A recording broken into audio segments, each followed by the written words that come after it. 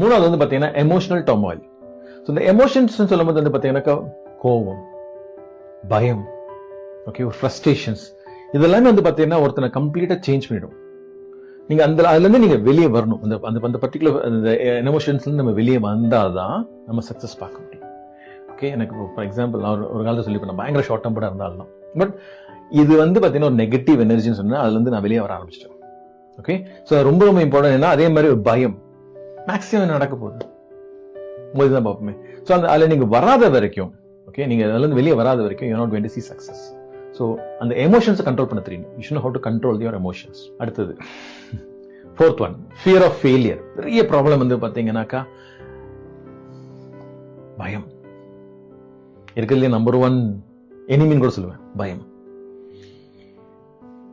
நான் பண்ண போறேன், ஃபெயில் ஆயிட்டேன்னா, போயிடுச்சுன்னா, லாஸ் ஆயிடுச்சுன்னா. ஸோ இதோட பெரிய ப்ராப்ளம். நிறைய பேர் வந்து ஏன் ஸ்டார்ட் பண்ண மாட்டீங்க, இல்ல கிடைக்கலன்னா, வரலன்னா, இங்கதான். அதனால வந்து பாத்தீங்கன்னா இல்ல I don't know to do it, I don't know to try it. எல்லாரும் ஸ்டக் பண்ற ஏரியா வந்து பாத்தீங்கன்னாக்கா ஃபியர் ஆஃப் ஃபெயிலியர்.